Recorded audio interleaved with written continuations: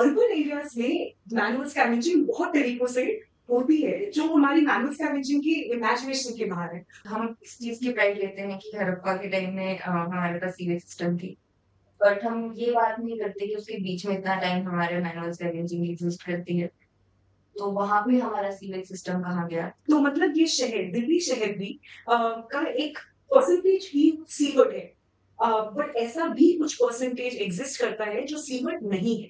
Law मतलब ये law टूटना is not a big deal. किसी इंसान की जान जाना, उसकी डिग्निटी जाना कोई बड़ी बात नहीं है। हाँ।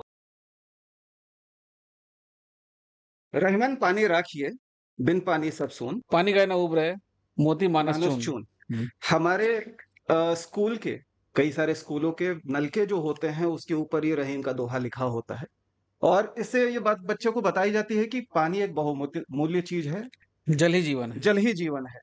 और जल को लेके दुनिया में अलग अलग समय पे अलग अलग क्षेत्र में लड़ाइयां हो चुकी हैं, जंगें हो चुकी हैं। हाल में ही आपकी एक बहुत प्यारी शिष्या है, वो अनशन पे बैठी हुई थी मॉनसून शुरू होने के कुछ ही दिन पहले याद आया। कि सरकार हरियाणा जो है दिल्ली को पानी नहीं दे रहा है हाँ। और हम अनशन करेंगे। लेकिन 3-4 दिन के बाद बारिश हो गई। उनको भी पता था मानसून आने वाली है। मैं एक राज की बात हाथी के बताऊं दांत- आपको। मैं जी जी एक तो बात आपने बताई दी हाँ। कि मानसून आने वाला था 4-5 दिन बाद, और वो अनशन इतना ड्रामेटिक था, वो बिल्कुल असुर की तरह वो कर रही थी। वो अच्छा 2 घंटा सुबह तो करती आपकी थी। शिष्या है, हाँ, आपकी शिष्या है, मैंने ट्रेनिंग दी थी आपके, आपने उनको। ट्रेनिंग दी है सुबह 2 घंटे करती थी, जी। फिर दोपहर में कहीं गायब हो जाते थे, फिर शाम को 2 घंटे के लिए आते थे, फिर कहीं गायब हो जाते थे। तो पानी का आना हमारे घरों में एक विषय है और पानी का निकलना भी। हम आज विकसित भारत के तरफ अग्रसर हैं, स्मार्ट सिटीज में रह रहे हैं, तो वी फ्लश एंड फॉरगेट। हम पानी कहाँ जा रहा है, हमारा सीवेज का पानी, हमें कोई चिंता नहीं, कोई परेशानी नहीं। कि क्लीन इंडिया कैंपेन बहुत बड़ा एक कैंपेन चलाया है भारत सरकार ने, लेकिन हु क्लीन्स इंडिया। तो इन सब मुद्दों पे बात करने के लिए आज हमारे साथ दो बहुत खास मेहमान जुड़े हैं। आपके स्क्रीन के सबसे दाईं तरफ की जो परछाई है वो है वसुंधरा जी। वसुंधरा जी एक सोशल एक्टिविस्ट हैं, सैनिटेशन वर्कर्स के राइट्स के लिए और उनके वेलफेयर के लिए, कि उनके अधिकारों के और उनके सम्मान के, उनके कल्याण के लिए काम करती हैं। और उनके दाहिने तरफ जो है परछाई, वो आरुषि हैं। आरुषि एंथ्रोपोलॉजी में, सोशियोलॉजी एंथ्रोपोलॉजी में पीएचडी कर रही हैं कनाडा के एक यूनिवर्सिटी से। भारत अभी वो अपना फील्ड वर्क करने आई हुई हैं। इनका जो रिसर्च है, इनका शोध है, वो सैनिटेशन पे है, सीवेज सिस्टम पे है, उसके इंफ्रास्ट्रक्चर को लेकर के है, उसमें जो लोग काम करते हैं पॉलिसीज के ऊपर है। तो इन सब बातों पे बात करने के लिए, एक बहुत ज्वलंत मुद्दे पे बात करने के लिए आज हम सब एकत्रित हुए हैं। और मैं हूं आपका होस्ट, दोस्त और गोस्ट प्रोफेसर बृहस्पति, और मेरे साथ मेरे अजीज, मेरे खास मित्र आचार्य शुक्राचार्य। तो दोस्तों, समुद्र मंथन के आज के एपिसोड से जुड़ने के लिए आप सबका बहुत बहुत शुक्रिया। बातों का क्रम हम शुरू करते हैं। आरुषि, पानी की निकासी होती है, वो उसका इंफ्रास्ट्रक्चर कैसा होता है? क्योंकि आमतौर पे हमने देखा है 2 घंटे की बारिश होती है तो हमारे शहर जलमग्न हो जाते हैं, स्विमिंग पूल बन जाता है, नाले का पानी और बारिश का पानी में कोई अंतर नहीं रहता है, हम सब उसके बीच से निकलना हमारी समस्याएं हो जाती हैं। किस तरह की समस्याएं हैं? थैंक यू फॉर आपने जल से बात शुरू करी, वो वाटर का हो, सीवेज का हो, रोड का हो, ट्रांसपोर्ट का हो। तो इंफ्रास्ट्रक्चर बहुत ही सिंपली एक नेटवर्क है, और वो नेटवर्क हम आमतौर पे ये सोचते हैं कि ये सिर्फ पाइप्स है, या ये सिर्फ सीमेंट है, या इसमें सिर्फ वायर है। ये वो चीज हमें काफी टाइम हमें लगता है कि ये तो हमें शायद, ये जो टेक्निकल एकदम मटीरियल चीजें हैं। बट इंफ्रास्ट्रक्चर को देखने का एक और तरीका ये भी है कि इंफ्रास्ट्रक्चर फंडामेंटली एक रिलेशन है, सेट ऑफ रिलेशंस है। खुद से पाइप से कुछ नहीं हो रहा, पाइप एक रिलेशन में है एक और पाइप के साथ, तार एक रिलेशन में है शायद किसी और तार के साथ, और वो भी खुद नहीं इंफ्रास्ट्रक्चर चला पा रही। उस पाइप को भी किसी ने लगाया है, उस तार को भी किसी ने जाके लगाया है, कोई उसको चेक कर रहा है। जब सड़कें भर जाती है या पानी भर जाता है तो कोई आके वो एक मैनुअल काम कर रहा है उसको साफ करने का। तो इंफ्रास्ट्रक्चर में फिर एक और कंपोनेंट ये भी आता है ऑफ वर्क, यानी कि वो काम है, जो कोई काम वो कर रहा है, जिससे ये पूरा जो रिलेशन है मटेरियल का, टेक्नोलॉजी का, एक्सपर्टीज का, ब्यूरोक्रेसी का और लेबर का, वो एक पूरा एक रिलेशन नेटवर्क निकल कर आता है। तो ये एक मेरी ब्रॉड समझ है इंफ्रास्ट्रक्चर की, और इस समझ के साथ मैंने सोचा कि सीवेज इंफ्रास्ट्रक्चर को पर्टिकुलरली पढ़ा जाए, क्योंकि कुछ चीजें तो सामान्य हैं, कुछ सिमिलर हैं, जैसे जल का, वाटर का इंफ्रास्ट्रक्चर हो, रोड का हो, लेकिन कुछ चीजें सिमिलर शायद नहीं भी है। और वहां पे वो जो कमोडिटी या जो मटेरियल मूव हो रहा है, इस केस में जैसे कि सीवेज या मल, तो वो उस इंफ्रास्ट्रक्चर को फिर थोड़ा सा यूनिक भी बनाती है। तो इस पे हम आगे और भी बात करेंगे। जी बिल्कुल। सो वसुंधरा, भारतवर्ष इस बात पे बहुत गौरव महसूस करता है। सिंधु घाटी की जो सभ्यताएं थी और वहां पे जो शहर बसे हुए थे, उनमें भी सीवेज सिस्टम था, और ये बहुत कहते हैं कि एडवांस था। एडवांस था अपने आप में। तो एक सैनिटेशन का लेकर, सीवेज को लेकर के जो सिस्टम है, वो एक समाज के बारे में क्या बताता है, उस सिस्टम की समाज में क्या महत्ता है, कुछ हमें बताइए इस बार। तो आप लोगों का बहुत ज्यादा धन्यवाद कि आपने हमें यहाँ बुलाया। एक अच्छा सीवेज सिस्टम दर्शाता है कि हम एज अ सोसाइटी कितना प्रोग्रेस किए हैं। हमारी हाइजीन, पर्सनल, पब्लिक सब कुछ वो दर्शाता है कि हम एज ए नेशन कितना प्रोग्रेस किए हैं। और लोगों के लिए यहीं पर बात खत्म हो जाती है कि वो इंफ्रास्ट्रक्चर ऐसा होना चाहिए कि वो वेस्ट हमारे सामने ना आए, जबकि उसमें भी हमारा देश काफी बार लैक करता है। बट उतना ही हमारा कंसर्न है कि जो आप कह रहे थे कि पेशेंट हो गए, हमारी नजरों से जितना दूर जाए और जितना जल्दी हमारी नजरों से दूर जाए, वो हमारी प्रोग्रेस का मार्कर है एक तरह से। बट उसको मेंटेन करने के लिए क्या चीजें जरूरी हैं, कौन लोग एम्प्लॉयड हैं, कैसे वो किया जाएगा, उस इंफ्रास्ट्रक्चर को मेंटेन किया जाएगा, ये कॉमन पीपल इसकी बात नहीं करते।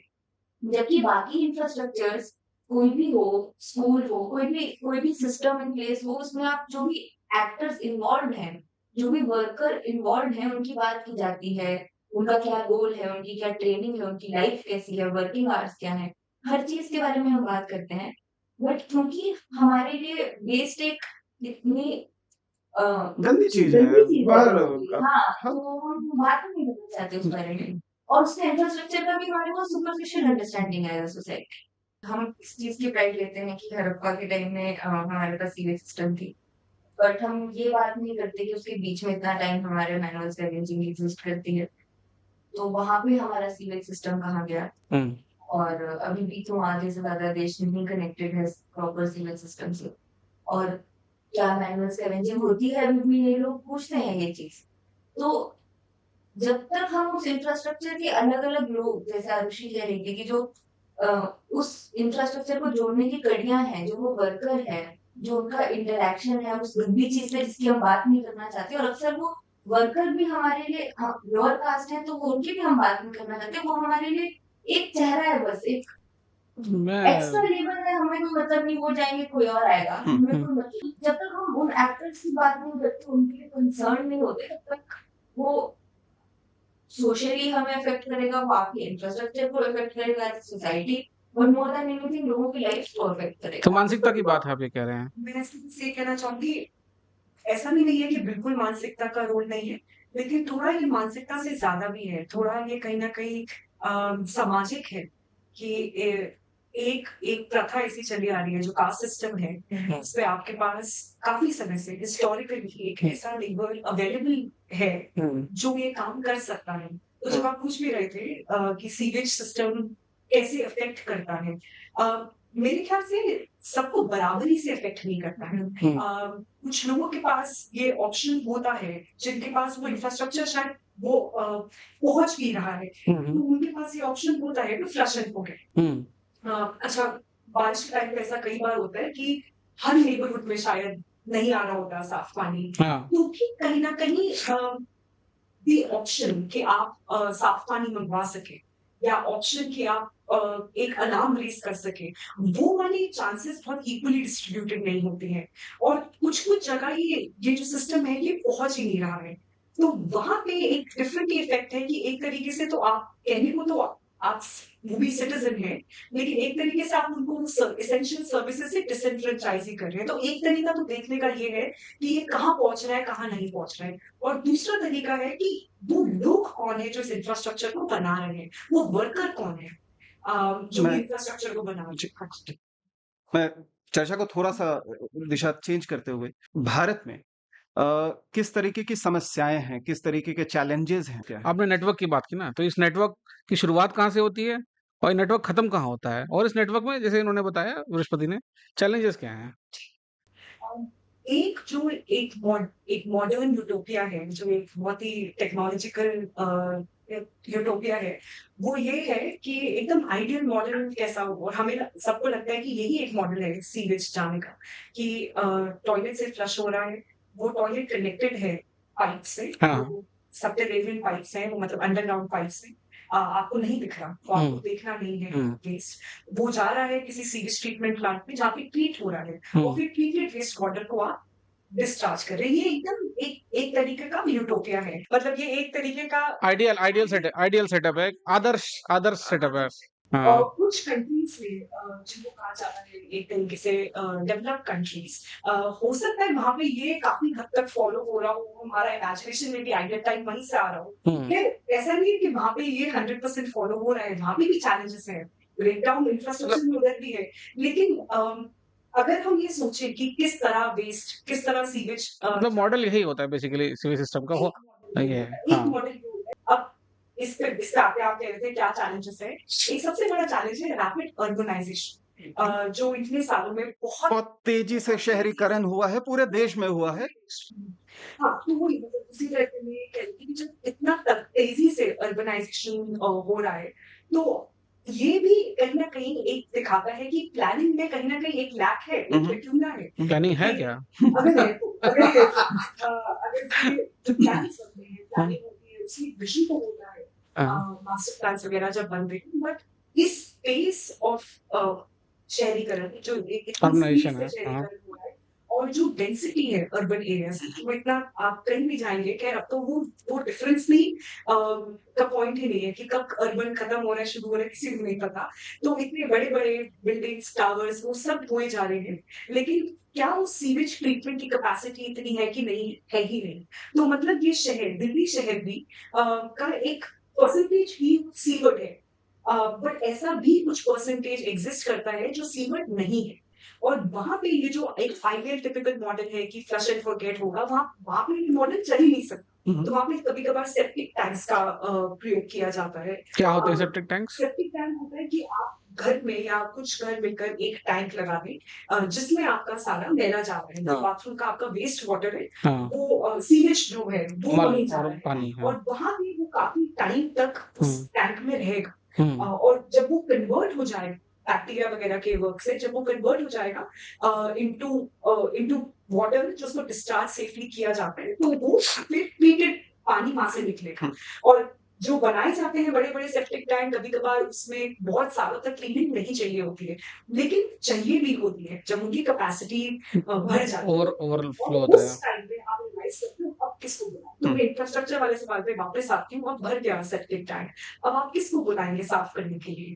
और लोग अधिकतर बार बोलते हैं कोई तो लेबर होगी, बुलाओ, किसी को बुलाओ, और आते हैं वर्कर्स वो साफ करने, और वहां पे आप देखते हैं एक कि कैसे ये इंफ्रास्ट्रक्चर काफी ब्रोकन है, क्योंकि वो वर्कर आता है सेप्टिक टैंक साफ करने, या कभी कभार सीवर को भी जब रिपेयर चाहिए होता है, बट अधिकतर कोई सेफ्टी नहीं होती, अधिकतर कोई सेफ्टी इक्विपमेंट नहीं होता, और वो एक काफी रिस्की और डेंजरस काम है। तो यहाँ पे आप रियलाइज करते हैं कि थोड़ा ये इंफ्रास्ट्रक्चर थोड़ा काफी ब्रोकन है।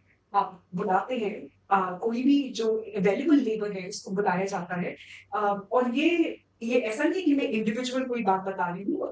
पिछले आप साल का अखबार देख लीजिए, बड़ी बड़ी हाउसिंग सोसाइटीज में ये केसेस हुए हैं कि आपने वर्कर्स को बुलाया, या कभी आपने सोसाइटी के स्टाफ को बोल दिया कि आप देख लो कि क्या दिक्कत है, टैंक में क्या दिक्कत है, या कहीं कुछ क्लॉग हो गया, सीवर क्या दिक्कत है, और आपने वो वर्कर को जाने दिया विदाउट सेफ्टी, विदाउट या कोई सेफ्टी किट नहीं है। सेफ्टी किट नहीं है, और ये भी ध्यान नहीं दिया कि ये बहुत ही ज्यादा हार्मफुल गैसेस हैं, जैसे कि वो मीथेन। concentrated जो जैसे तो वो जो गैसेस हैं वो बहुत ज्यादा डेंजरस है।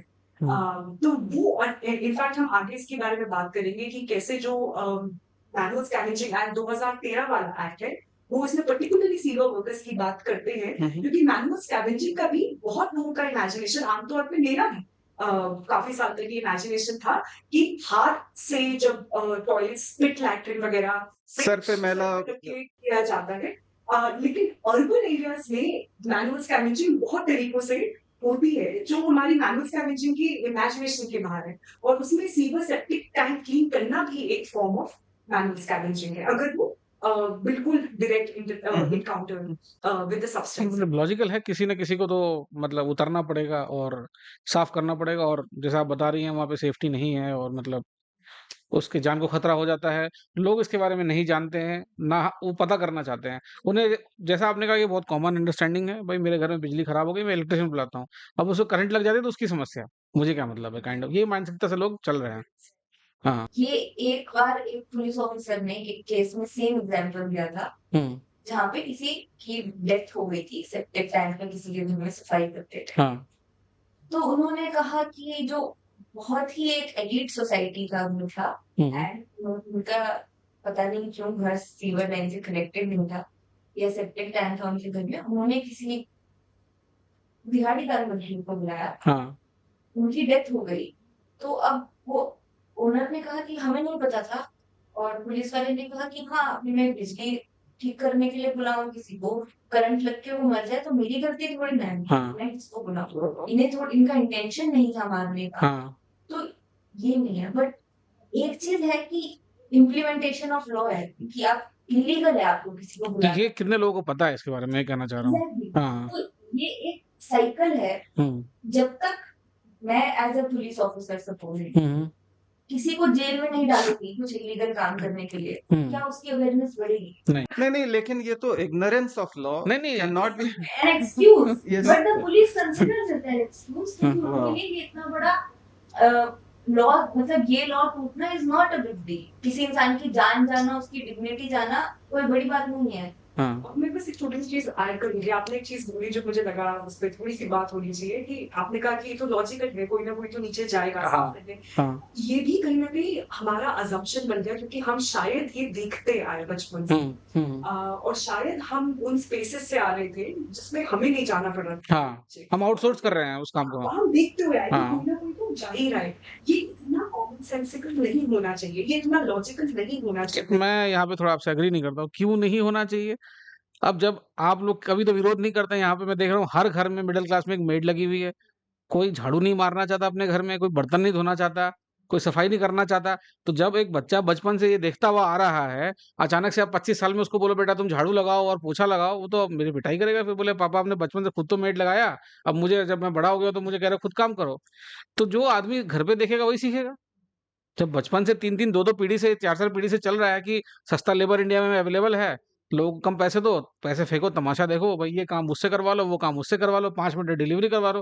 वो 5 मिनट में डिलीवरी के लिए अपनी जान जोखिम में डाल के वो सिग्नल जंप कर रहा है, ये लोगों को नज़र नहीं आ रहा। लेकिन मुझे भाई 5 मिनट में सामान चाहिए, मुझे थोड़ा कष्ट नहीं हो जाए कि मैं उतर के जाकर राशन की दुकान में सामान ले लूँ ज़रा।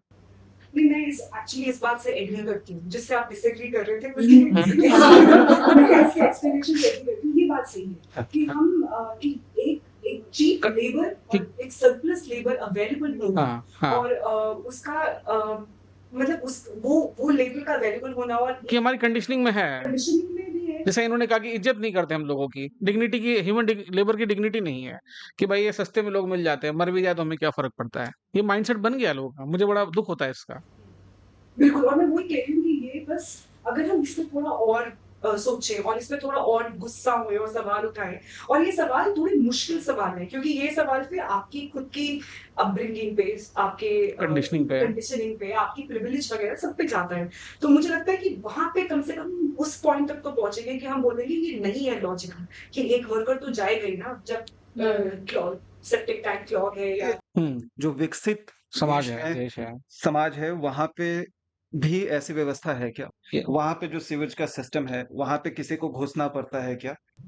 मैं इसकी मुझे ऐसा मैंने भी बहुत सोचा पिछले 1-1.5 साल में, पर मैंने कनाडा में खुद इतना कम टाइम बिताया अपना पीएचडी पैंडेमिक में शुरू करने की वजह से, कि मैं खुद थोड़ा सा और समझना चाहूंगी कि मैं इस पे कॉन्क्रीटली बोल सकूं। लेकिन मुझे ऐसा लगता है कि वहां पे फिर भी एक डिग्निटी है when it comes to human labour. लेकिन ये आप बिल्कुल सही कह रहे हैं कि ये वाला जो लेबर है, जो जिसकी हम बात कर रहे हैं, कि जैसे कि मैनुअल स्कैवेंजिंग ही कितने तरीकों से हो पा रहा है, और काफी लोग बोलते हैं, ये पुरानी बात है, ये तो नहीं आज की बात है। मेरा खुद का शायद ये मानना था कुछ, अगर मैं नहीं इस पे शोध कर रही होती तो शायद मैं भी सोचती कि हाँ होता होगा, शायद गांव में होता होगा।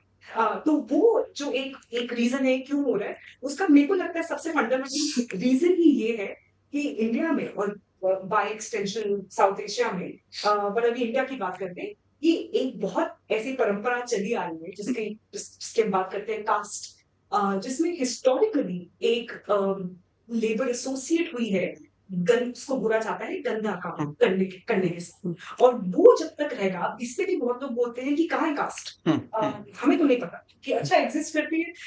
अधिकतर वो लोग बोलते हैं जिन्होंने कभी कास्ट का डिस्क्रिमिनेशन दंश नहीं झेला है कुछ।